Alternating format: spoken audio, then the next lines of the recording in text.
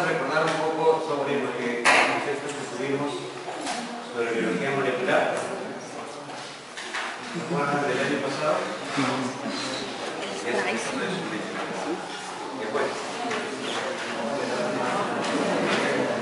¿Cómo era el flujo de la información genética? ADN, ARN, proteínas. ADN, proteínas. transcripción, ARN, Traducción a proteínas. proteínas. Entonces el flujo va siempre ¿de dónde? ADN. Del genocidio hacia el Fenotipo. Eso es lo básico. Entonces, como una secuencia de nucleótidos de ADN que es transformada por transcripción a ARN y esta a una secuencia de genes. Entonces, de lo que nosotros conocemos, todo el conjunto de genes como genoma y todo el conjunto de proteínas en un organismo, el proteoma. Podemos hacer análisis a distintos niveles, análisis a nivel de genoma, a nivel de transcriptoma, porque es muy importante. Porque es muy importante a nivel del transcriptoma.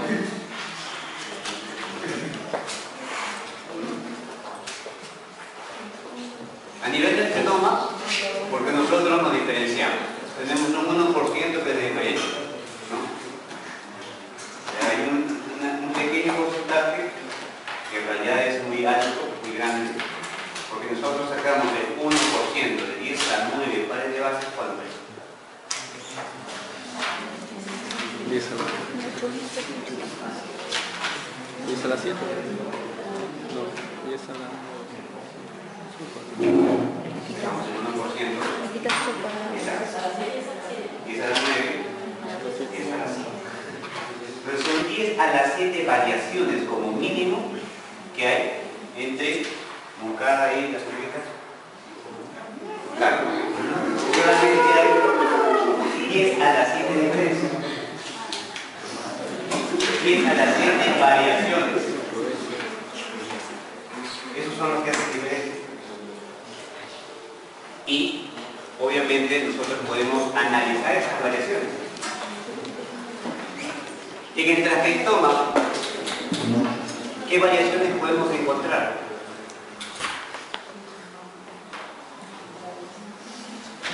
¿Todos los genes se expresan? No. No. Entonces solamente una porción se expresará. Nunca expresa los genes para el varón y señorita para la mujer. Entonces ya hay una diferencia. Los otros genes están apagados. Y en el proteoma,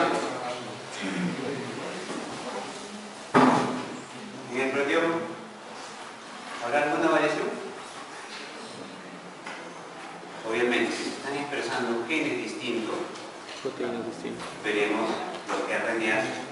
El producto final, que son las proteínas, son distintos. Entonces allí vemos la diferencia. Pero, aparte de toda esa regulación propia, existe el concepto de epigenética, que es una regulación posterior. ¿Cuál es el concepto de epigenética? ¿Se acuerdan? ¿Se acuerdan?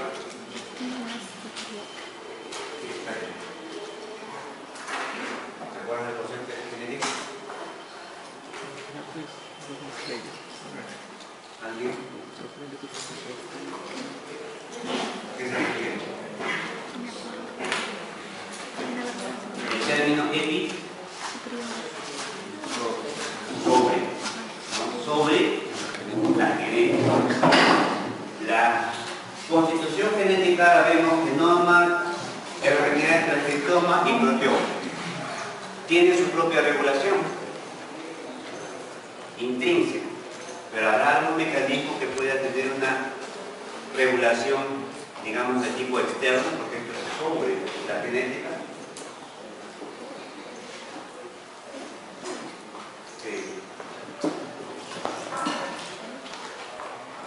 El medio ambiente puede influir sobre la regulación. Sí, claro. Sí. Entonces, a esos cambios que pueden ser producto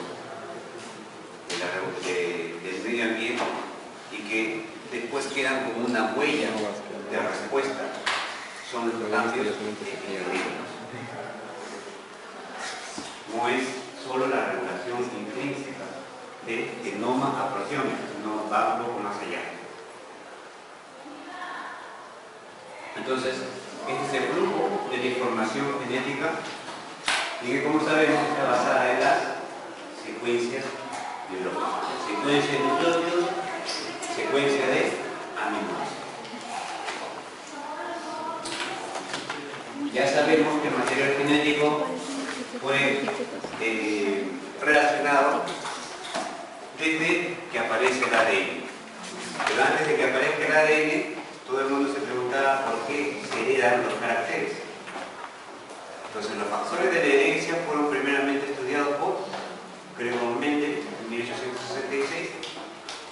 Obviamente, cuando él publica su ensayo en el Instituto de Historia Natural, no es tomado en cuenta.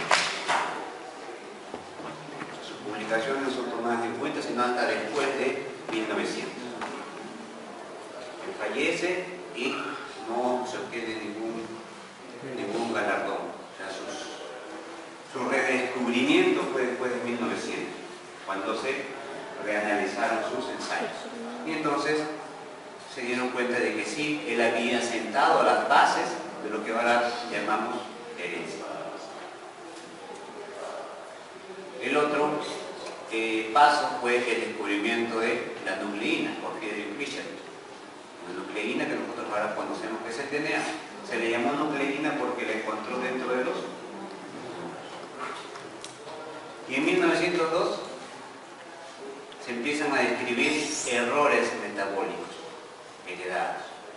¿Qué errores metabólicos? Uno que fue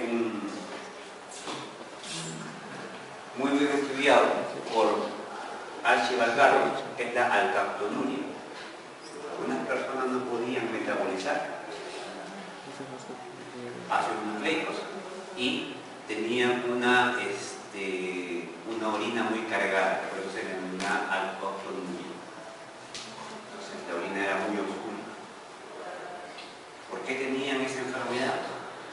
Archibald Garrett, esto es un error metabólico. Demostró que era un error metabólico, una deficiencia de una enzima. Y entonces la ligó a la herencia, ¿no? Era hereditario, un mal congénito, y ahora sabemos que es una enfermedad autosómica de tipo recesivo. Otro avance lo dio Walter Sutton, que ya relaciona la citología y el mendelinismo. ¿Qué observó? Mendel solo observó a gran escala cómo combinaban las flores, cómo se combinaban los aleros, los caracteres, pero no combinaba alguna parte de la célula. Quien empezó a hacer las combinaciones y ver que esa herencia del carácter desarrollado por Mendel tenía una relación con unas estructuras en la célula. ¿Con qué estructuras específicamente? Con cromosomas, ¿no? Entonces los cromosomas eran las unidades hereditarias. Eso es lo que determinó Walter Sutton. Y esta es la teoría por la cual nosotros tenemos una herencia a partir de cromosomas. Después ya vienen los análisis de qué es lo que contiene el cromosoma. ¿Qué es lo que contiene el cromosoma? Los genes. ¿Y en qué distancia está un gen de otro? ¿Cómo varían? ¿No? Entonces empiezan los análisis de genética de población. El cálculo de la frecuencia de aparición de una característica. Específicamente se interesaron en los desórdenes autosómicos recesivos.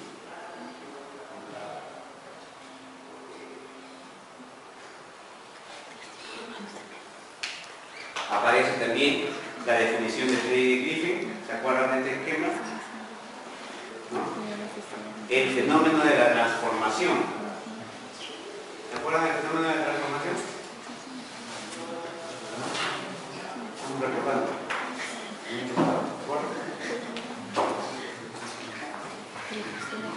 ¿Nadie se acuerda? ¿No?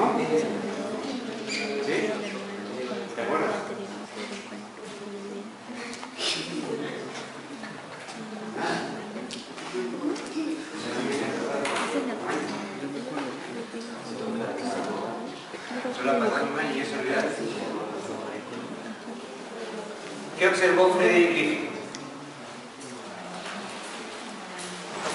Observó que existía un principio transformante, basado en que cuando él inyectaba un neumococo de tipo R, un neumococo de tipo virulento, ¿qué pasaba? Ah, no, perdón, el R es la cepa rugosa, ¿cierto? Virulento. El S es el que tiene la cápside lisa y este es el virulento. El R no mataba al ratón, sobrevivía. El S que tiene la capa lisa, la cápside lisa, al ser inoculado al ratón moría. ¿Qué dijo? Un principio clásico es, si yo mato al organismo y lo inyecto, definitivamente el ratón debe vivir.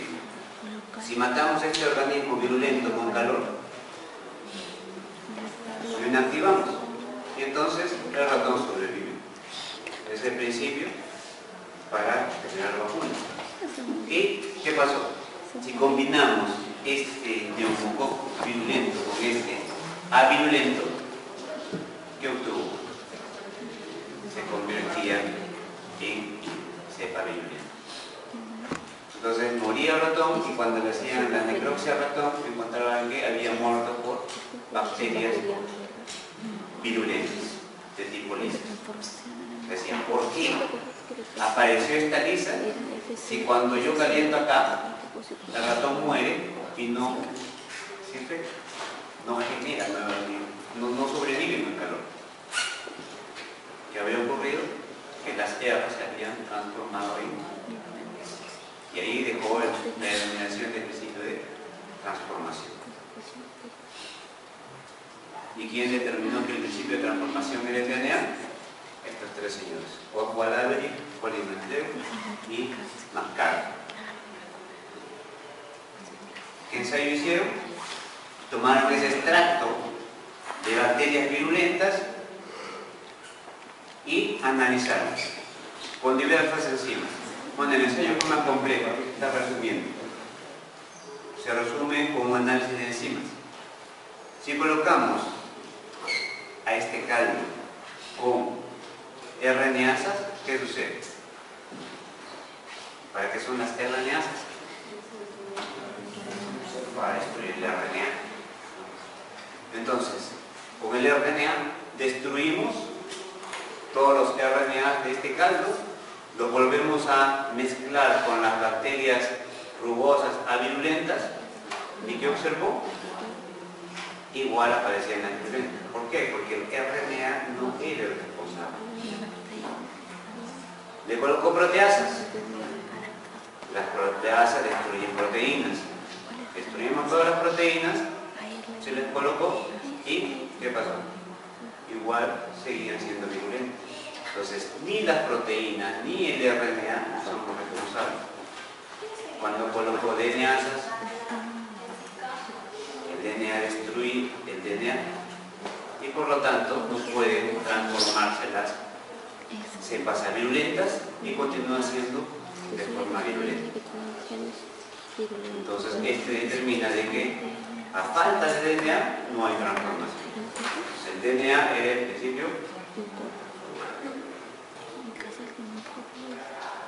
Se sigue investigando, se dice que el principio transformante es el DNA, entonces hay que estudiar más el DNA. Charla relacionó la concentración de los elementos del DNA, adenina, timina, la misma relación. 17%, 16%, en levadura 18% de adenina, 19% de timina, entonces mantienen una constante, mientras que guanina y citosina 10. Acá, para el thymus y ternera 12, 10, similar. Para el vaso 16, 15, 13, 10, entonces era muy similar. Si acá crecía uno, el otro también. Disminuía uno, el otro también disminuía. Entonces existía una relación entre adeninas, timinas, guaninas y citosinas. Después, Rosalind Franklin obtuvo la fotografía de impresión de rayos X lamentablemente ella no pudo hacer la estructura del DNA, pero con gran avance. Pues aquí tenemos la fuente de rayos X que impacta sobre un cristal de DNA, y obviamente los rayos van a atravesar y van a incidir sobre una placa fotográfica. Entonces, los rayos solamente van a atravesar por donde hay vacío. Entonces, el vacío es la mancha que queda acá. Entonces, permite interpretar que las otras zonas oscuras, perdón, las zonas claras es donde hay una estructura. Entonces se puede estimar de que hay una estructura helicoidal. Martha Chase y Alfred Hersey determinan que el DNA es una molécula hereditaria. ¿Por qué el DNA es una molécula hereditaria? Hasta ese momento sabían que los cromosomas eran los que mantenían la herencia, se dividían. O sea, se había observado como una célula se separaban con cromosomas. Uno se iba para una célula y la otra para la otra célula. Pero ¿qué contenía este cromosoma? ¿Era la proteína o era el DNA?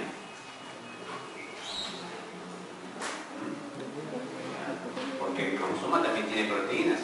En el caso de los eucariotes, ¿qué proteínas son? Histonas. Las histonas. Entonces ahí tenemos las histonas. Entonces, ¿eran las histonas las que causaban la herencia o era el DNA que causaba la herencia? ¿Qué observaron? Colocaron un experimento, un virus, tenía una cápside proteica, una molécula de DNA, al infectarla sobre la bacteria, es un bacteriófago sobre la bacteria, si marcábamos radiactivamente las proteínas, usábamos azufre 35. Si se usa azufre 35, entonces los aminoácidos que tienen azufre, la cisteína, queda marcada. Entonces aquí tenemos una cápside con marca radiactiva. El DNA no tenía marca radiactiva.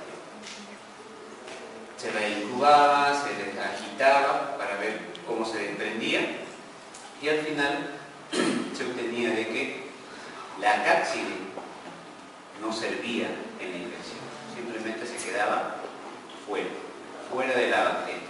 La bacteria crecía y podía generar nuevos fagos, pero sin marca radioactiva. El mismo experimento, pero ahora ya no marcamos las proteínas, sino marcamos el fosfato. El DNA se marca con el fosfato, la marca fosfato impresa, se la agitaba, se la separaba y observaban que la radioactividad quedaba en la cápside, no, también quedaba dentro de la bacteria. Y esta bacteria podría producir bacteriófagos radioactivos.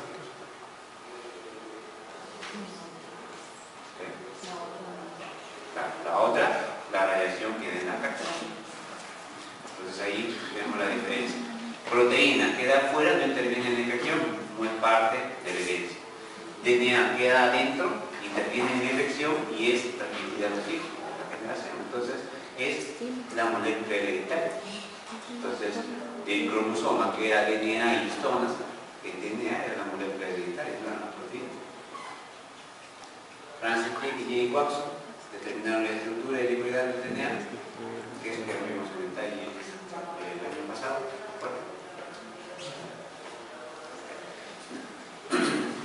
Mesenson y Stahl, en base a la estructura del DNA, son una estructura de doble hebra. La teoría es de que puede ser de tipo conservativa, semiconservativa, ¿no? La división. Si es conservativa, quiere decir que el DNA se divide, genera dos hijas, pero el DNA original se mantiene. Esa era la duda. ¿Era conservativa o no era conservativa? ¿Era dispersa o era semiconservativa? Entonces, Mesenson y Stahl determinan de que era semiconservativa. ¿Cómo? En un medio de cultivo colocan las bacterias, las marcan con nitrógeno pesado, nitrógeno 15, ¿no? Entonces, la bacteria es crecida en nitrógeno 15, su DNA es más pesado. Si esa bacteria pesada, original, con nitrógeno 15, la llevan en un medio de cultivo, la hacen crecer en un medio de cultivo que hay nitrógeno 14, entonces lo que se espera es que progresivamente vaya cambiando su DNA pesado a un DNA más ligero, de 15 a 14. Inicialmente entonces estamos con DNA de 15. Si era conservativa, quiere decir que la descendencia tendría que tener una hija con 15 y la otra hija, bueno, la que se mantiene 15, el progenitor, y la hija solo con nitrógeno 14.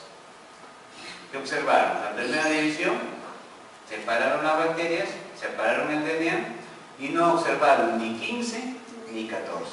¿Qué observaron? Una banda intermedia. ¿Qué quiere decir entonces? Que una de las hebras paternas se combinó con una y quedó un híbrido. Y aquí lo vemos. Una posterior duplicación, segunda generación, este híbrido empezó a desaparecer y recién aparecía la hebra de DNA de 14. Entonces ya estamos viendo de que está apareciendo la de 14, el híbrido se mantiene pero va disminuyendo en concentración y la 15 nunca más volvió a aparecer. Si era conservativa, la 15 debería de mantenerse. No se mantiene, por lo tanto no es de tipo conservativo.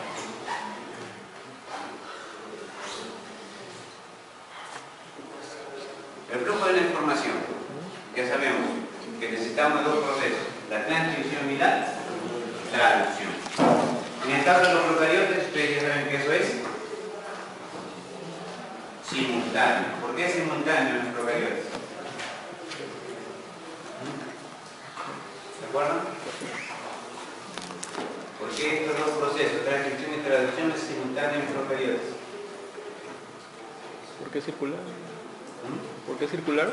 Circular, el DNA circular, sí, el DNA circular, pero eso no tiene nada que ver con la transcripción o traducción. ¿Por qué simultáneo? Porque está en éxito. ¿Sí? También puede ser. ¿Qué diferencia procariotes y eucariotes? La membrana nuclear. Está libre. Entonces, el DNA está libre. Entonces, en ese momento, se está produciendo la transcripción, pero también se está produciendo la traducción. No hay nada que lo separe. El RNA, digamos, nace directamente para traducir. No hay nada que le impida que se esté traduciendo al mismo tiempo. Y puede, obviamente, ser leído varias veces. Y en el eucariote, ahora sí tenemos la membrana nuclear. Y entonces aquí sí tenemos más tipos de regulaciones. Porque el DNA produce un RNA, pero este RNA producido por transcripción está listo para procesarse. No, porque se dice que es un RNA primario que tiene que procesarse. ¿Se acuerdan de los procesos? Los linker adiciones. La adición del 5'K, la adición de la cola de polía y la eliminación de intrones. ¿Se acuerdan de la eliminación de los intrones? El splicing. El splicing que puede ser normal, el splicing alternativo. El alternativo es cuando un intrón puede pasar a convertirse en exón o un exón puede pasar a convertirse en un intrón. Entonces allí hay una variación genética para generar diversas proteínas a partir de un mismo gen. Y obviamente hay la regulación de cómo llevar este mensajero al citoplasma, porque en el citoplasma se va a producir la traducción. Entonces, hay distintas fases de regulación. Regulación en la transcripción es el principal punto. ¿Cómo regulamos? Transcripción. procariotes sabemos que los genes se transcriben de forma... ¿Cómo se transcriben? Estos genes están juntos, uno tras otro, comandados por un promotor, ¿cierto? Un promotor, un operador. El sistema de regulación generalmente es por operones. Los genes están uno junto al otro y la manera de transmisión es conjunta. Por eso se dice que los mensajeros son de tipo policistrónicos. Cada gen es un cistrón. Entonces, si aquí inicia la transcripción, se transcribirán los dos juntos. Tendré un mensajero con 2, 3 genes. ¿De acuerdo? Ya le vino la memoria todavía. Pero esto lo vimos el año pasado. Solamente hemos cambiado los ejemplos. Y obviamente, este sistema principal de regulación en procariotes se denomina ¿cómo? ¿De acuerdo?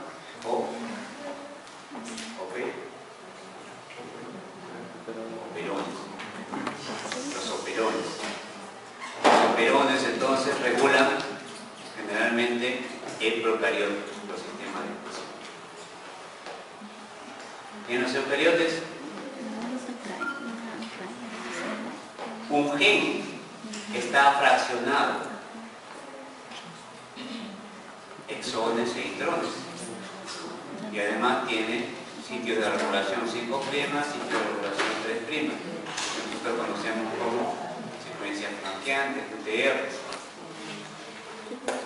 También habrá regiones de regulación mediadas por el promotor. ¿Se acuerdan del promotor? El promotor es básico. La secuencia -10 aquí dice promotor, el Kahatar, que también acá se encuentra el promotor del Kahatar. Y la expresión de los genes. El inicio de la transcripción se encuentra aquí. Se transcribe solo un gen. Por lo general en los eucariotes es un gen, un RNA.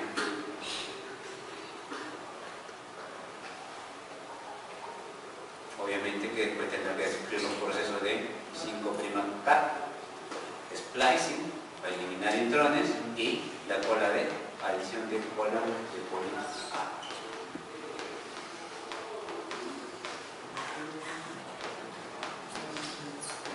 Pero ¿cómo se hace esta regulación? Están las señales. Cada una de estas regiones en el DNA es una señal, es un punto de inicio, un punto de final, un punto donde se produce el transporte para el neutrón, un punto donde se tiene que reconocer el promotor, un punto donde tiene que regularse. Esos puntos, esos elementos, son los elementos denominados cis. Yo también lo vimos, pero el año pasado. ¿Qué es un elemento cis? Un elemento cis es una secuencia de DNA que influye sobre otra secuencia de DNA. La secuencia de DNA promotor que inicia la expresión del gen está regulada por una secuencia de DNA. Entonces, esta secuencia que está más arriba o más en otro lado del DNA tiene influencia sobre un inicio de la transcripción.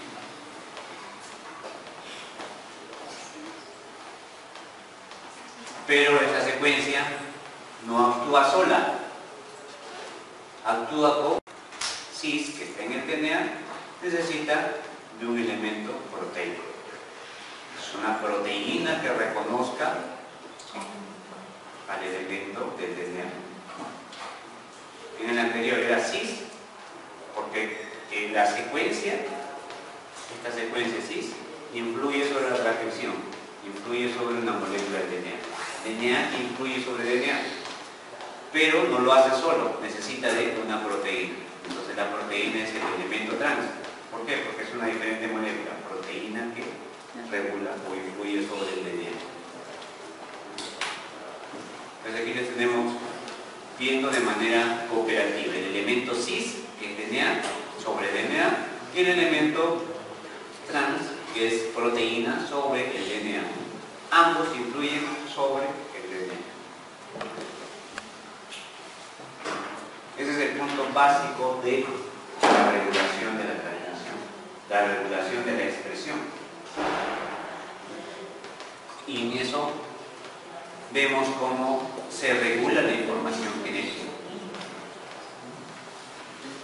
Ya habíamos dicho que es el genoma.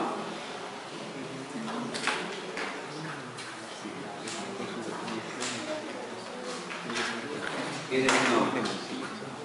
Nuestro genoma, ¿qué contiene? Toda la información genética, entonces toda la colección.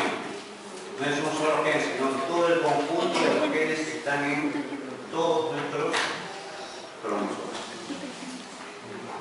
El cromosoma simplemente es una unidad emocional. ¿Cuántos cromosomas tenemos? 46. 46. 46. 46. El gen es solamente un pequeño segmento, una unidad básica de información, y el DNA obviamente es la secuencia específica, donde está la instrucción genética. Aquí tenemos el cromosoma humano, 2 cromosomas sexuales, 22 pares de cromosomas autosómicos. Y aquí tenemos un cariotipo, ¿no? Y como tenemos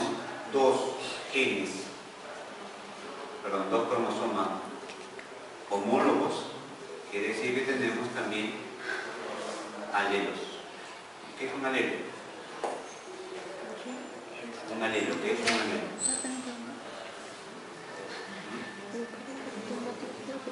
Dos genes que pueden codificar a una misma característica. Uno estará en un cromosoma y el otro estará en el otro. Por lo general, siguiendo las leyes de Mendel, uno puede ser dominante y el otro recesivo. O ambos pueden ser dominantes, porque hay codominancia. O ambos son recesivos. Eso es por lo general. Pero también existen regulaciones de tipo epigenética en las que se denomina la impronta genética. Por ejemplo, en el caso de las mujeres, ¿qué pasa? Tiene 2 cromosomas X. ¿Los dos se expresarán? No. El corpúsculo de Barr. El corpúsculo de Barr. Claro, uno está inactivo. O segmentos de unos están inactivos. No puede expresarse ambos a la vez. Entonces es lo que denominamos la impronta o la regulación de la expresión de uno de los cromosomas. Impronta genética, Eso no solamente ocurre aquí, sino también ocurre en algunos de los genes que tienen alguna influencia de tipo sexual.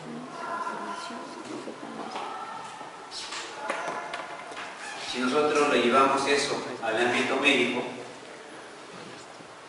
siguiendo las leyes de Mendel exclusivamente, veremos que algunas características se heredan de manera autosómica recesiva. ¿Por qué?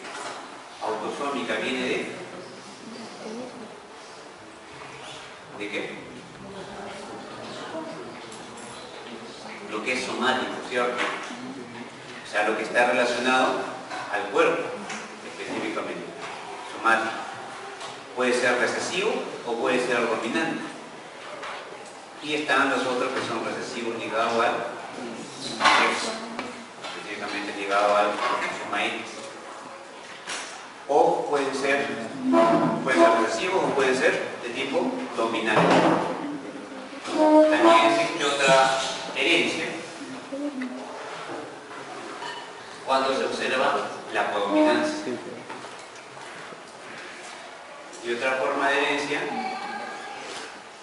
mitocondrial, que era específicamente de la madre. En una enfermedad autosómica recesiva, ¿qué ocurre?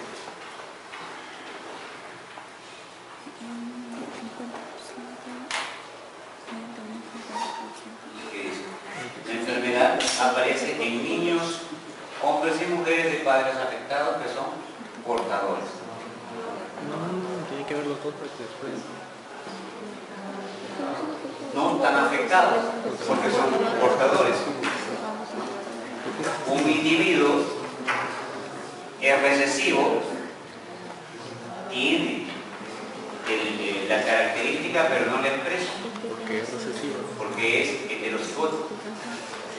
Ese heterocigote no está afectado, no lleva la enfermedad, pero se les dice que son portadores. Se combinan, se casan, tienen hijos, y como los dos son portadores, obviamente su descendencia, el 25%, puede tener la afección, ya sean hombres o mujeres. El 25% tendrá la afección. Por ejemplo, en el caso de la fibrosis quística, o por ejemplo, en el caso del albinismo, ¿no? Son condiciones ¿de qué tipo? Condiciones recesivas. Aquí tenemos entonces una enfermedad autosómica recesiva. Está relacionada a los cromosomas que son somáticos, no a los cromosomas sexuales. ¿Cómo se da esa enfermedad? ¿Cómo se da una autosomía recesiva? Fíjense. Aquí tenemos el genotipo A mayúscula, ¿qué quiere decir? Dominante, ¿no? Entonces, homocigote dominante. Acá tenemos heterocigote, pero también el genotipo A es el dominante, entonces es el que presenta la producción. Si tenemos los dos alelos dominantes, los dos van a producir ¿qué? La melanina. Y al producirse la melanina, obviamente la piel es pigmentada. Cuando tenemos el genotipo heterocigote, responde a un dominio del que a dominante. Un alelo sintetiza la melanina, el otro alelo no lo sintetiza. Entonces aquí simplemente habrá una disminución, pero siempre habrá melanina. Y eso indica de que sí habrá pigmentación. En el cambio, este de acá tiene los dos alelos recesivos. Los dos alelos tienen problemas en producir melanina. No hay melanina.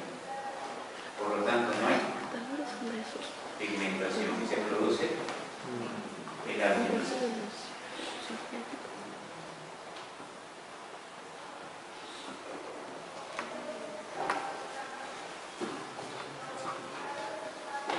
En el caso de la autosómica dominante, ¿qué pasa?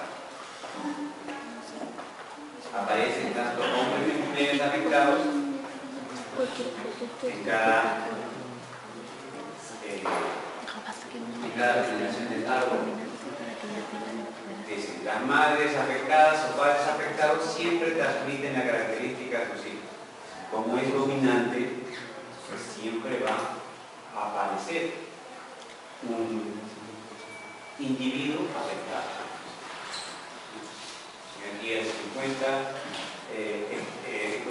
de las mujeres son afectadas, el 50% de los varones también son afectados. En total, el 50% de su descendencia va a ser afectada. En el recesivo, solamente el 25%. Y es intermitente, aparece y desaparece según vayan alejándose de la descendencia.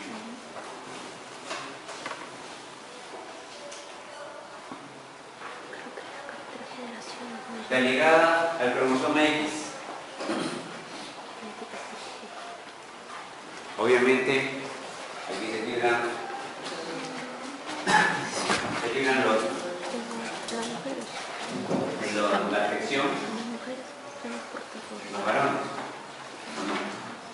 está ligada al X, ¿qué ocurre? Si el varón tiene el daño, que vemos, el padre está afectado, la madre no está afectada, entonces el daño siempre va a ser heredado. ¿A quién? ¿Se lo pasará al hijo? No, porque el hijo recibe el cromosoma Y. Entonces los varones no son afectados, pero las niñas del padre afectado sí son. Pero en este caso es recesiva. Por lo tanto, las niñas son solamente portadoras, porque es recesiva, no está completa. ¿Cuándo aparece el afectado? Solo cuando la madre es afectada. La madre es, claro, no es afectada porque solamente es portadora, tiene uno de los cromosomas afectados, el otro está normal.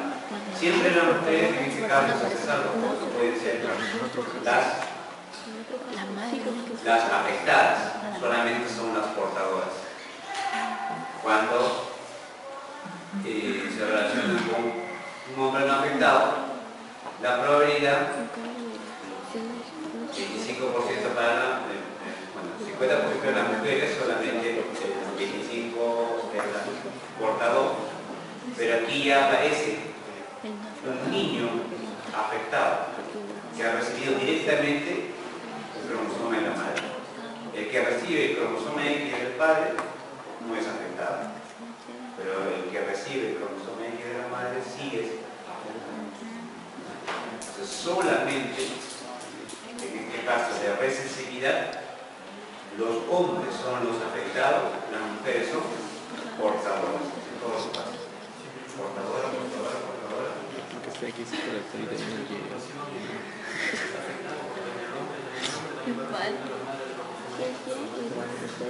Claro, y en este caso recibe el cromosoma X, el cromosoma X bueno, no afectado, ¿no? Y acá está recibiendo el cromosoma X afectado. Entonces, existe esa probabilidad, por eso hay uno no afectado y uno afectado.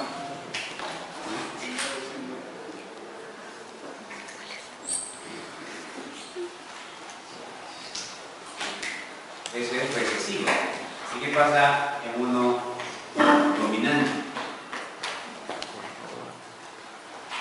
En uno dominante, ¿qué ocurre? Si el padre es afectado y es dominante, ya está dañado, cromosoma X, se lo transmitirá al niño, no. Los niños varones no son afectados, pero las mujeres sí serían afectadas. Aquí ya no hablamos de portadoras, sino de afectadas. ¿Por qué? Porque es dominante. Basta que solamente haya uno, el otro debe ser recesivo, entonces ya tiene la afección. Todas las niñas de este individuo afectado van a tener la enfermedad. En el caso de que la afección esté en una madre, esta niña esté afectada, ¿qué ocurre? La transmitirá a quién? A alguien. Por probabilidad, como tiene dos cromosomas X, uno puede ser derivado a la mujer y otro al hombre. Bueno, uno a una mujer afectada y uno a una mujer que no es afectada. El afectado pasa aquí a esta y el no afectado pasa a esta otra. Entonces el 50% de su descendencia femenina es afectada. Y con respecto a los varones, puede hijo varón el cromosoma X sano, o también puede donar el cromosoma X infectado. Por lo tanto, el 50% de su descendencia masculina también es afectada. Entonces, siempre tendremos aquí el 50% de la descendencia que siempre va a ser afectada. 50%.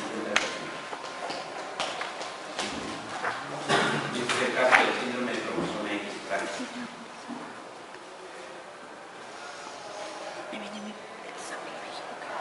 ¿Hay herencias codominantes? Aquí tenemos el caso de los antígenos sanguíneos, los grupos sanguíneos A, B y O. ¿Qué es lo que determina que nosotros tengamos diferentes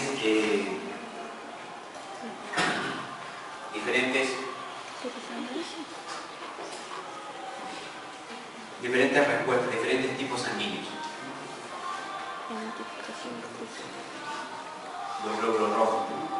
Los glóbulos rojos que tienen un determinado antígeno, una determinada estructura en la superficie de los glóbulos rojos. Es el antígeno A para las personas que tienen el tipo A y que generará un anticuerpo, un anti-A, que es reconocido y forma la aglutinación. El antígeno B también hará lo mismo.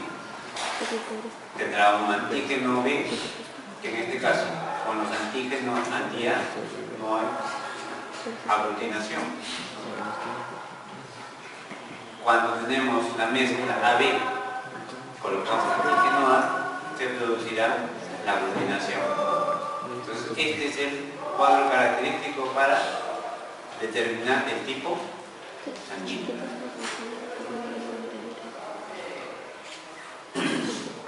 Y es una herencia codominante. ¿Por qué es una herencia codominante?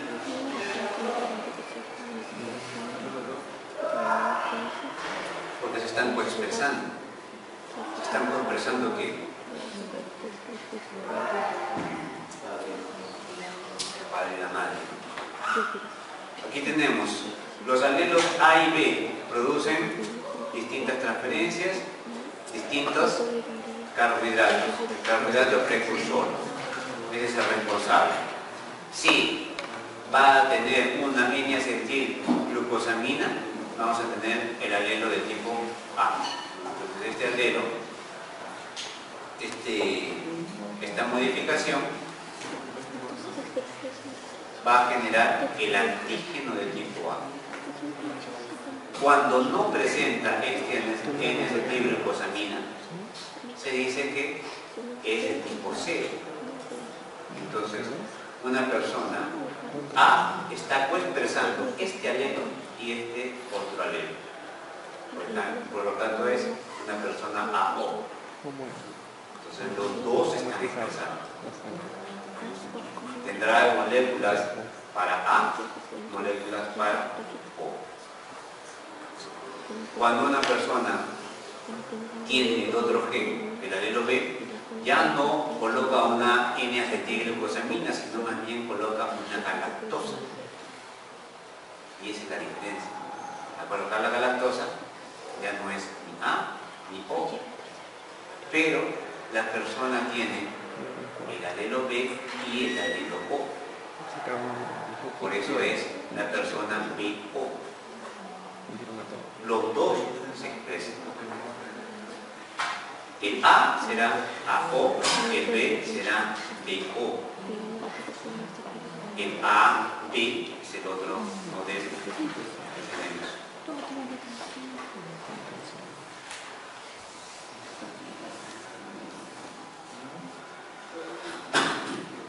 Aquí tenemos simplemente la base de los carbohidratos que presentan en la superficie los eritrocitos. Y entonces, aquí tenemos el tipo sanguíneo. El alelo I es nulo. es incapaz de producir cualquier forma de antígeno. ¿Cuál es ese alelo I? El O. Las personas que tienen el alelo I son las que tienen el O. El A tiene un alelo A y el otro alelo I. El B tiene un alelo B y el otro alelo I. Y el AB tiene un alelo A y el otro tipo B. Son las variables del tipo sanguíneo. Por eso se dice que el grupo O es el donante universal. Podemos donarlo a cualquiera. El AB es el receptor universal.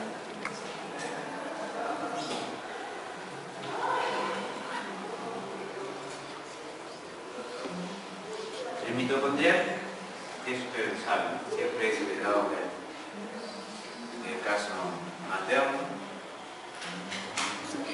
Hay enfermedades mitocondriales, eso lo vimos el año pasado también.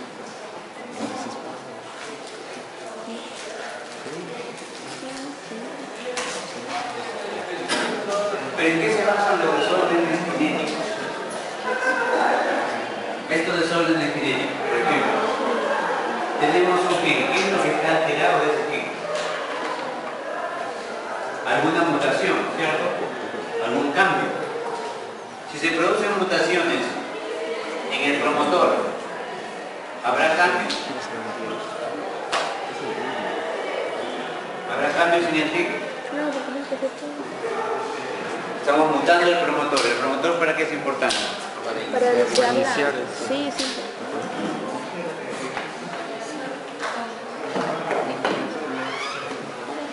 El promotor es importante para iniciar la transcripción. La transcripción me va a regular la cantidad de una proteína, ¿no? Entonces, si yo muto el promotor, alteraré la cantidad de la proteína, pero no alteraré la proteína. Si la mutación ocurre en un exón, ¿qué puede ocurrir? Puede perder la función. Si la mutación ocurre en un intrón, no pasa nada. ¿Qué?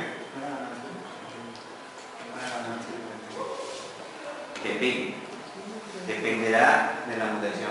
Si vemos aquí la proteína, hay distintos puntos de mutación, ¿no? En el caso de la mutación 1, me dice que es nulo. ¿Por qué dice nulo? Porque si es muy importante en el promotor, de repente ese promotor ya no va a ser reconocido y no va a haber transcripción. Si llega a ser ese caso, entonces no va a haber transcripción. El gen estará allí, pero nunca se va a expresar, porque nunca va a ser reconocido el promotor, si es que la mutación bloquea totalmente la transcripción. En el caso 2 también es nulo la presencia de la proteína. ¿Por qué? Porque estamos influyendo sobre un exón. Y el exón es importante, ¿no? Es región codante. Aquí estamos influyendo en otro exón que calza justo en el sitio activo, ¿no? En el sitio activo, y también estamos inhibiendo la expresión. Este otro también está al final del exón. Podemos disminuir quizás la expresión, ¿no? Está muy alejado de lo que es el sitio activo que termina acá. Es externo. Podemos quizás tener una actividad menor. Y mutación en el sitio 5, muy alejado, ¿no? Es débil, es silenciosa. ¿Por qué es silenciosa? Porque no afecta nada a la proteína.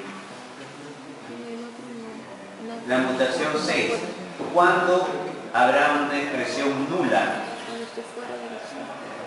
Está fuera, pero está en el intrón, justo en el borde Sí, pero está en el borde del exón intrón.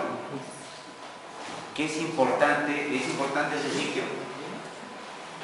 En el límite del intrón y el límite del exón. ¿Podría ser importante? ¿Se acuerdan del splicing?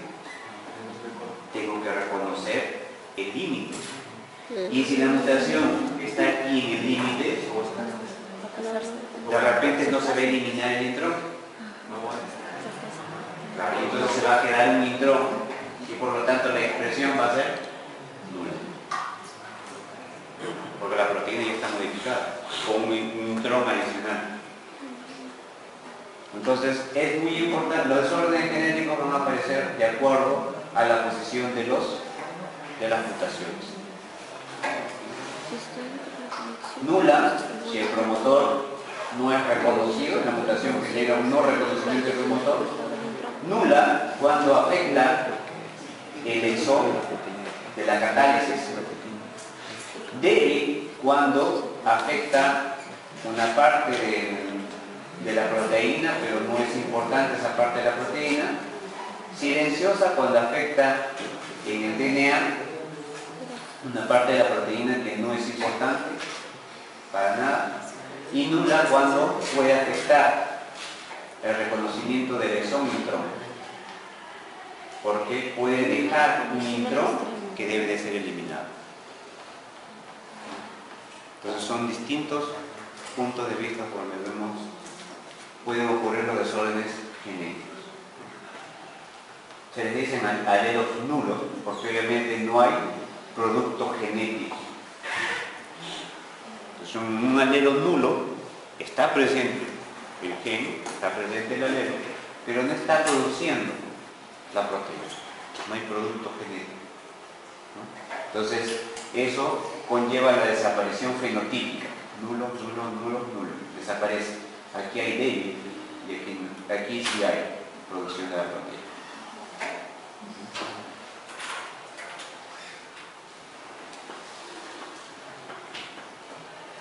Otro caso es que las mutaciones pueden generar el alelismo múltiple. Nosotros podemos tener distintos tipos de alelos.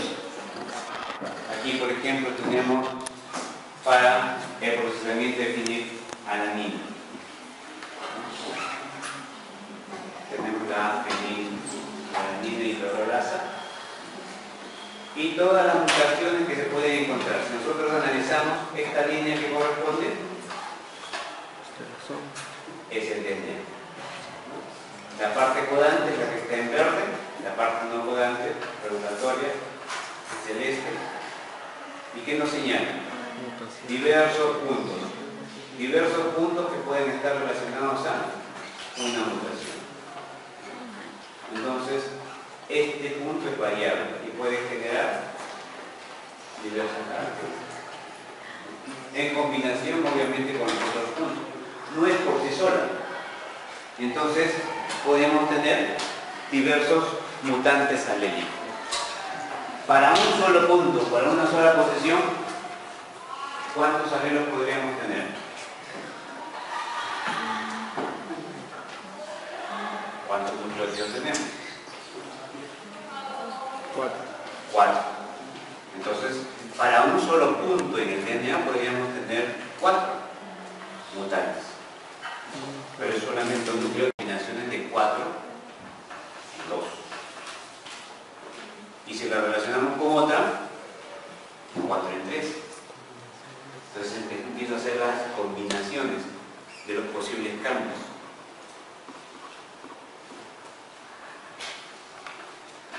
Y eso es lo que me genera un alelismo múltiple. No solamente es una posición, sino empiezo a relacionarla con otra. Y como un gen, por lo menos contiene unos 1000 nucleótidos, unos 500 a 1000 nucleótidos, 500 combinaciones por 4, ¿cuántos alelos puedo tener? Múltiples. La anemia falciforme.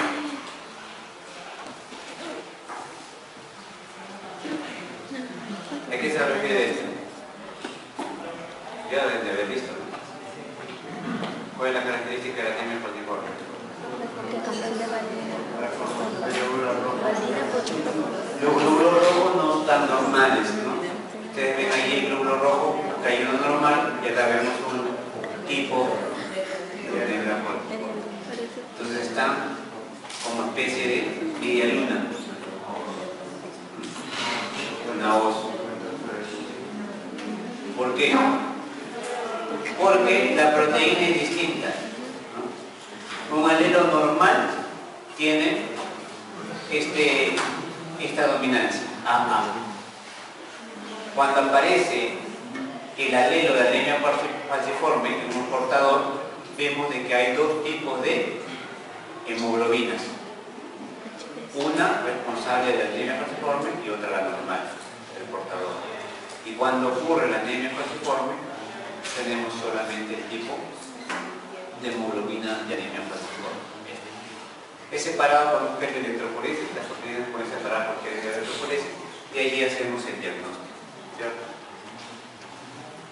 El alelo normal hace que los glóbulos rojos no se deformen nunca. De anemia falciforme, obviamente aquí sí se están deformando, la forma de hoz, característica del uno. Y en este caso, del heterocigoto, no se produce anemia, pero sí hay un ligero daño porque el oxígeno no llega en condiciones normales, ¿no? Entonces hay una ligera afección. Este es característico en qué regiones.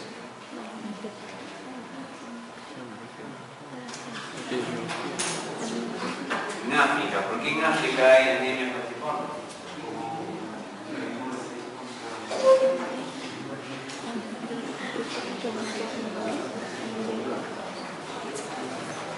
¿Se acuerdan?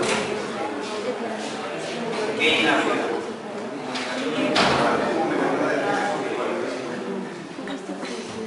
Claro, pero no es en sí un mecanismo de defensa, sino más bien es una especie de selección. ¿Por qué? Porque si viene Plasmodium falciparum, invade el glóbulo rojo, ¿no? Y entonces sobreviven mejor si tiene espacio. En esta otra célula no tiene espacio, por lo tanto no sobrevive bien. Entonces, las personas que tienen los glóbulos rojos normales no serán más afectados por malaria, por plasmodium. Pero las personas que tienen anemia falciforme no van a ser afectadas. Y ahí hay una alta tasa de malaria. Por lo tanto, la malaria está seleccionando. Los que tienen los glóbulos rojos normales están cayendo afectados por malaria. Y los que tienen anemia falciforme más bien se están manteniendo.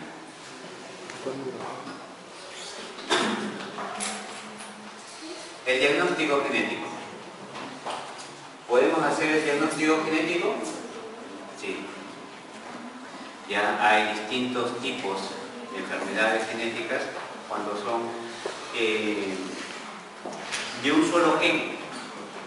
Podemos determinarla, es más fácil, ¿no? Hay enfermedades genéticas relacionadas a los cromosomas. Es distinto. ¿Cuándo se producen estas anormalidades cromosómicas? Generalmente en el proceso de la separación de los cromosomas, no en el proceso de la mitosis, la división de la célula. En ese proceso es probable que alguno de los cromosomas se desplace junto con el otro, entonces aparece una trisomía o aparece la ausencia de un cromosoma, o que se partan los cromosomas y que se pierda un brazo del cromosoma. Este es el valor estimado en una población por 1000 personas. Otros desórdenes comunes, también hay de 7 a 10 en 1000 personas. Malformaciones congénitas son las más frecuentes.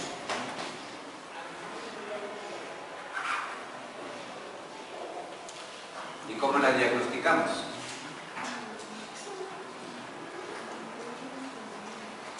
tipo de enfermedades genéticas, cuando es un gen único, generalmente vemos la relación mendeliana de la característica.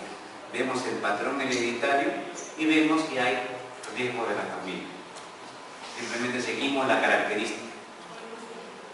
El problema es cuando una enfermedad genética empieza a ser multifactorial. No es solamente un gen. Entonces, no podemos definir cuál es el patrón hereditario. En este caso, si es multifactorial, por lo general, no hay un alto riesgo en los familiares. Más bien es de tipo moderado. Los cromosómicos, ya lo hemos visto, las malformaciones cromosómicas son raras, no hay un patrón de herencia, como si cuando se ve afectado un solo gen. Son de bajo riesgo en todo el entorno familiar. ¿Y las mutaciones somáticas corresponde a un cambio genético o no? ¿Qué podemos colocar de ejemplo aquí? Mutaciones somáticas. Las neoplasias. Hay mutaciones que generan el cáncer, pero no necesariamente de tipo hereditario. Puede aparecer, solamente es afectado un tejido, no es afectado el tejido primario. Entonces no sé, probablemente no tenga ninguna relación con la herencia. Los análisis citogenéticos pueden hacerse postnatal o pueden hacerse prenatal. Ustedes habrán escuchado de que se puede ya determinar el síndrome de Down simplemente por búsqueda bioquímica, análisis bioquímicos de manera prenatal. Hijos con anomalías cromosómicas también se pueden detectar de manera prenatal, simplemente sacando el líquido amniótico algunas células. En el líquido amniótico habrá células. Sacamos esas células que han sido desprendidas, hacemos el análisis, vemos si hay disfunción cromosómica. Es análisis de tipo citogenético. Pasamos las cosas. Para otros casos, tenemos el análisis genético molecular. ¿En qué se basa este análisis genético molecular? Ya no tendríamos que analizar las células, sino más bien tenemos que analizar las moléculas. El gen específico para una determinada enfermedad. Para fibrosis cística sabemos que hay un gen específico. Para la enfermedad de distrofia muscular de Duchenne también. Cada uno de estos ya se encuentra con un patrón específico de mutación que se puede analizar en un kit de diagnóstico molecular. Un kit de diagnóstico molecular, como por ejemplo el PCR. La estructura genómica. Vamos a ver un poco la estructura genómica, cómo es analizar. Si nosotros vemos solo el mapeo genético, vemos los cruces, los cuadros de pedigrí, y en base a esos cruces nosotros podemos determinar un gen que está en relación a otro gen de acuerdo a una probabilidad de recombinación. Ese es el mapeo genético clásico por frecuencia. ¿Qué tal porcentaje es la aparición de un gen en relación a otro? Esto empezó a hacerse desde hace mucho tiempo atrás. Pero ¿qué es lo que nos interesa? Un mapeo físico. El mapeo físico, a diferencia del mapeo genético, es la posición exacta de las especies. Entonces, en el mapeo físico, yo tendré específicamente este gen está a 500 pares de bases del otro gen. En el mapeo genético yo diré, este gen está a 0.5 unidades de recombinación en relación a este otro gen. ¿Por qué será importante eso? Porque me permite reconocer una distancia aproximada. Me permite reconocer la estructura genética. ¿Por qué? Porque la estructura cromosómica en los eucariotes varía. Y existen diversos tipos de secuencias. En un genoma eucariote podemos tener secuencias únicas relacionadas a genes. ¿De acuerdo? A cada gen. Pero aparte de estas secuencias únicas, que pueden ser los genes, secuencias únicas, o que pueden ser secuencias que no conforman la región codante, tenemos secuencias repetitivas. ¿Dónde encontramos secuencias repetitivas? Por lo general en las regiones no codantes. Y esto es lo que marca la diferencia de los genes. Pueden ser secuencias altamente repetitivas o pueden ser secuencias medianamente repetitivas. Altamente repetitivas, las conocidas como los satélites. Y los centrómeros y telómeros, medianamente repetitivas, que se encuentran generando los tándem repeat. Son segmentos específicos, los microsatélites, los minisatélites o los genes multicopia. Un minisatélite es por lo general un dinucleótido que se encuentra repetido varias veces. Un minisatélite ya no es un dinucleótido, sino es una secuencia mucho más larga que empieza a repetirse. Hay otras regiones en el cromosoma que también son denominadas retrotransposones. ¿Qué son los transposones? Secuencias en el DNA que empiezan a cambiar de posición. En el genoma humano tenemos la secuencia ALO, que es un elemento intergenes corto, y tenemos la secuencia L1, que es un elemento mucho más largo, intergénico, intergenes. ¿Qué es lo que hace? Un reacomodo del cromosoma. Y si hacemos un reacomodo del cromosoma, obviamente las hace distintas de una persona a otra, de un padre a un hijo. Entonces, eso es lo que marca el polimorfismo. El polimorfismo genético. El polimorfismo que puede estar basado en un solo punto. Entonces hablamos de polimorfismo de unilóculo, que generalmente son estáticos. Por ejemplo, el polimorfismo de SNP, polimorfismo de un único nucleótido, solamente está en una posición del genoma. Pero hay otros polimorfismos que no se conocen muy bien y que se analizan de esta forma, como multilocus. El polimorfismo de unilocus solo medirá la variación en una determinada posición del genoma.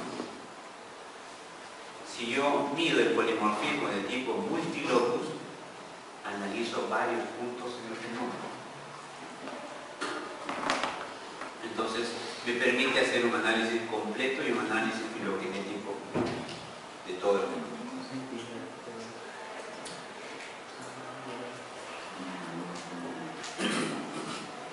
Para eso tenemos los marcadores moleculares.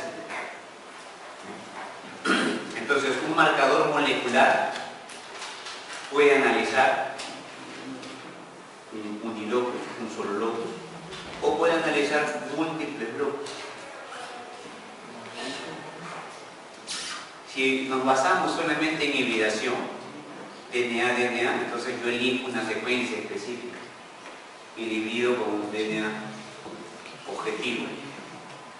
Por lo tanto, haré un análisis de RFLP o de BNCA, hibridación DNA sobre una molécula de DNA.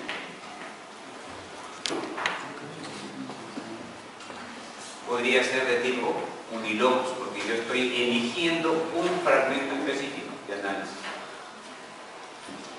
Basados en PCR.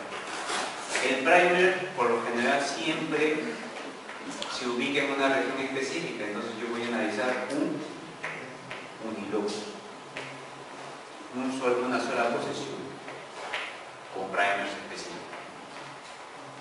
Pero si a este PCR yo le coloco primers no específicos y los ligo con un análisis de restricción, haré un análisis de AFLP y estaré analizando, como no son específicos los primers, amplificarán distintos locus y los cortes serán de manera aleatoria. Por lo tanto, este análisis será para genes de multilocus. No lo conozco. Simplemente sé que hay varios productos. Basados en puntos de mutación, son los SNPs, que pueden ser detectados por polimorfismo de simple cadena, por chip de DNA y por secuenciamiento. Si la posición específica de este SNP, entonces es un análisis de unilocus. Para que sea un poco más claro, veamos la detección de los ácidos nucleicos en el diagnóstico. Ustedes saben, la purificación de ADN se hace por PCR, de hibridación, simplemente un análisis con una sonda. Por ejemplo, si yo tengo un sauerkraut, ¿se acuerdan qué es un sauerkraut? Yo corto el DNA con enzima de restricción, se generan varios fragmentos. Estos fragmentos los separo por electroforesis, los transfiero a un gel, a una membrana de nylon. Este es el proceso de sauerkraut, de tal manera de que mi DNA se quede ¿dónde? Mi DNA se quede en la membrana y pueda ser analizada por hibridación. Utilizaré una sonda para determinar una determinada banda en el DNA. ¿Cómo se usa el sauerkraut en el análisis? Por ejemplo, aquí tenemos 3 individuos, cada uno con el mismo segmento de DNA, pero que tienen una variación, tienen un polimorfismo. Esta persona tiene una repetición de AT 100 veces. Esta persona tiene también las mismas repeticiones, pero el producto de las repeticiones es menor, 3100. Acá tiene 2100. La repetición es menor. Esta otra persona tiene otra variación, 2300 y 300 en la repetición. Ese sitio de repetición está marcando un sitio específico de corte por enzima de restricción. Hay una secuencia que va a ser reconocida por la enzima y que nosotros vamos a tener por PCR el mismo segmento, ¿cierto? Pero la secuencia es diferente. Cuando se corte aquí, me va a producir 2 fragmentos. Cuando se corte aquí, me va a producir también 2 fragmentos, pero uno es muy pequeñito. Tengo solamente uno más notorio. Cuando corte aquí, tendremos otros 2 tipos de fragmentos. Entonces yo puedo analizar el polimorfismo, la diferencia, el polimorfismo es la diferencia de una secuencia con respecto a otra en base a los puntos de corte.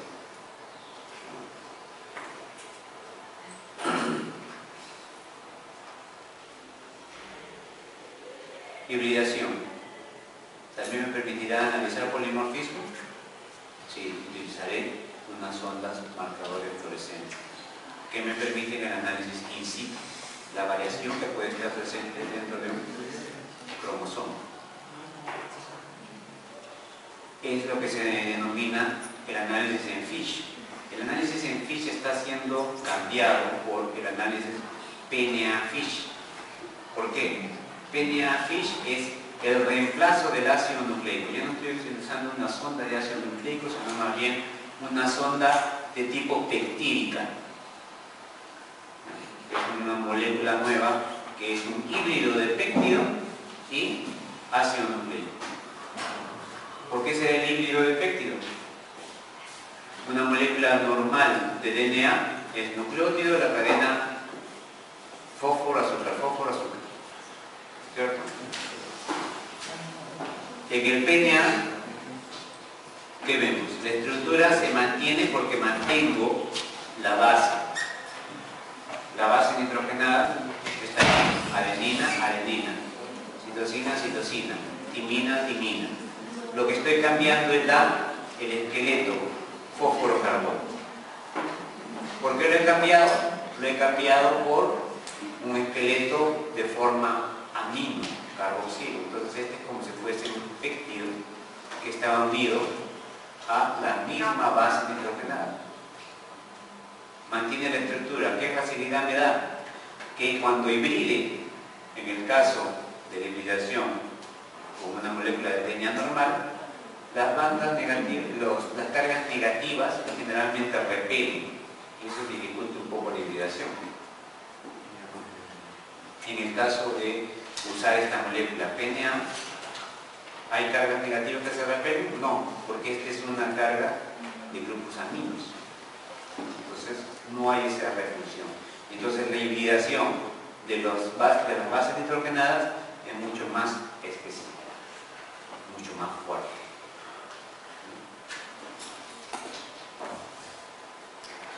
El análisis de STRs o de BNTRs.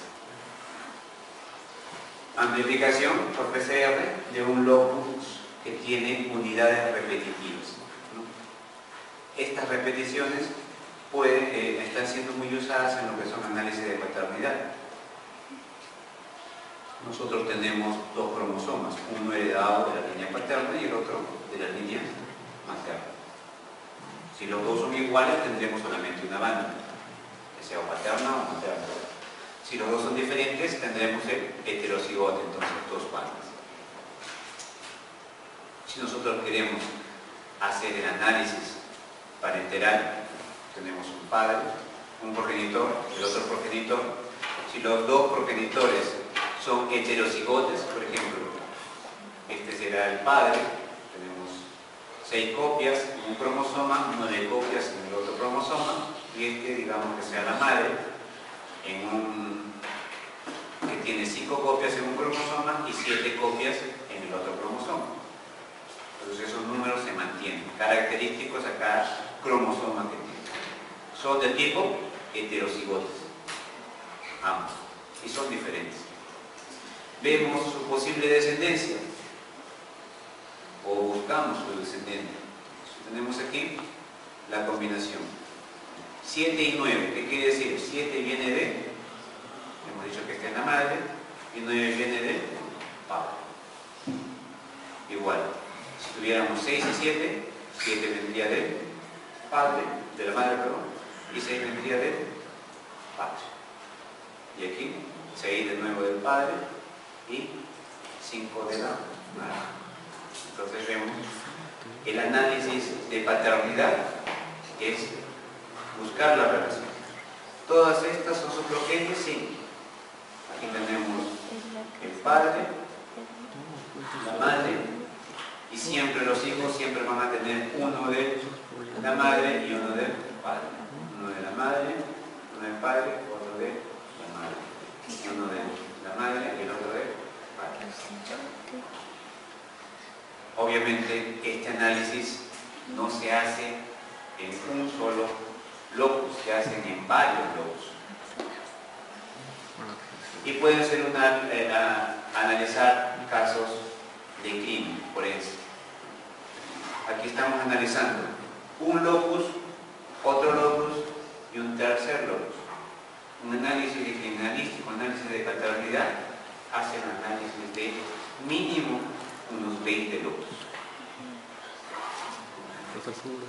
Entonces, aquí solamente para el ejemplo, vemos análisis de 3 locus, cada uno con un color distinto para no confundirnos, y vemos, para el primer caso, hay 3 individuos relacionados a una muestra forense que se encontraba en una, por ejemplo, en una violación.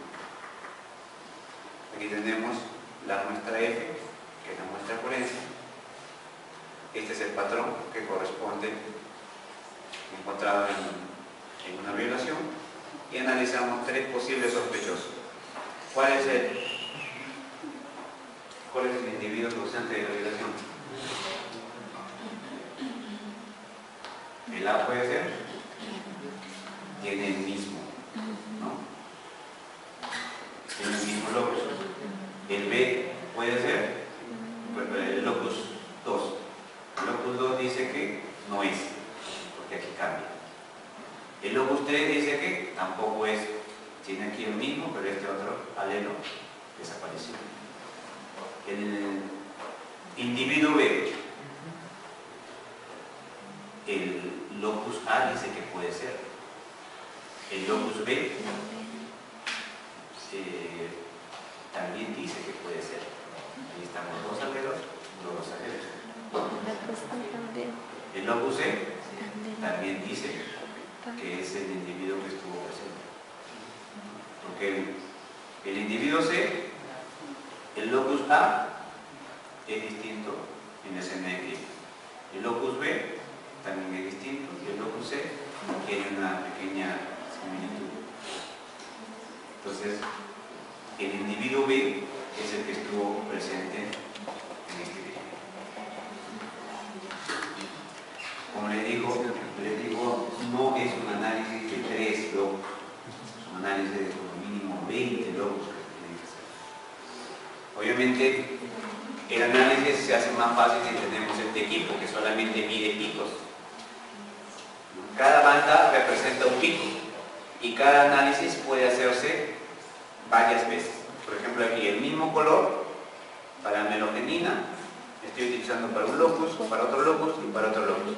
Entonces acá tengo 1, 2, 3 locus analizando con el mismo color. Para el azul también, un locus, 2 locus, 3 locus. Para el negro, 1, 2, 3. Si son 3 colores con 3 locus, tengo aquí un análisis de 9 locus. Estoy analizando. Amelogenina es un marcador para saber si la muestra es humana. Entonces la muestra que se está usando, humana. Esta es la que estuvo en una escena de crimen, el sospechoso 1, el sospechoso 2, y observamos. El primer locus verde aparece aquí, y también aparece. El locus azul también aparece. Entonces, el sospechoso 1 aparentemente está causando. Aquí también está presente el otro locus. Aquí es diferente el locus. El sospechoso para este otro locus también está igual. Aquí también está igual. Está presente, presente y presente. Entonces el match es perfecto con el sospechoso 1. Por lo tanto, el sospechoso 1 es el responsable del cultivo. ¿Qué son los SNPs?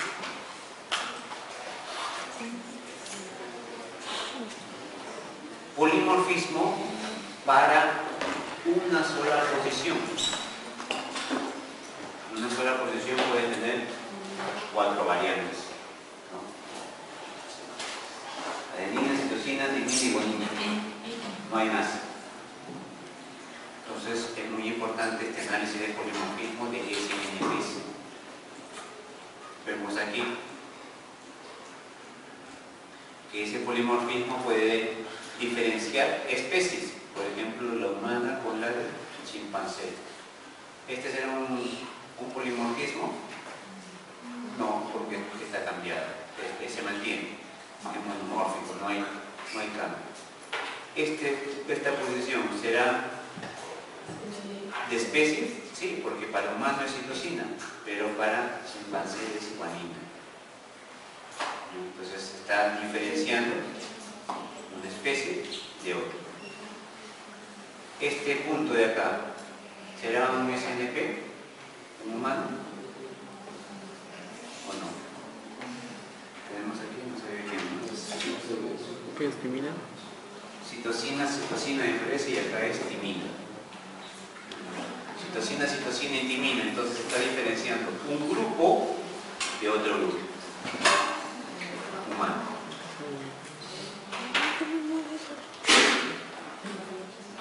Este está diferenciando a todas las especies. Bueno, es que es el mismo acá, 2 timinas y 1 de guanina. Podemos separar grupos de humanos por un tipo de variación. Este también será un específico en chimpancé. Para humanos solamente se mantiene el mismo nucleótido, para chimpancé es otro nucleótido que varía de repente por grupos poblacionales. Entonces hay diversos tipos de polimorfismo de único nucleótido. ¿Influirán estos polimorfismos de un único nucleótido en la expresión de un gen? ¿Es una mutación o no es una mutación? Igual, si ocurre en el promotor, No.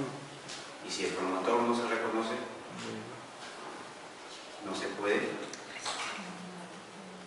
expresar la proteína. Si se encuentra dentro de un intrón, no importa. Si se encuentra en el exón, sí importa, porque va a quedar en la proteína, en el cambio de la proteína. Entonces, ¿qué SNP son más importantes?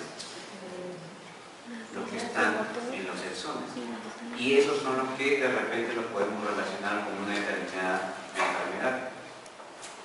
Actualmente se está haciendo un banco de SNPs, mutaciones únicas en un exón determinado, para ver si es que tiene alguna relación con algún tipo de enfermedad.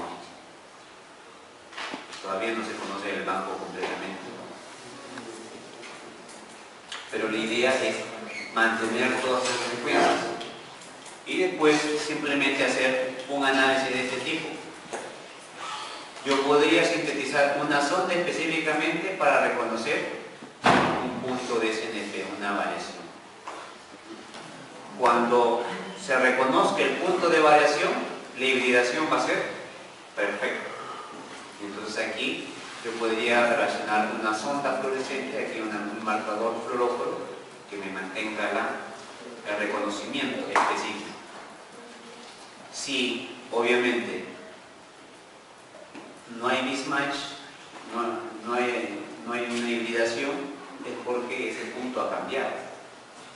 Entonces aquí no habría una reacción de fluorescencia. Hay un mismatch, no hay una hibridación. Y eso, si yo lo traslado a un microarreglo, yo puedo colocar todo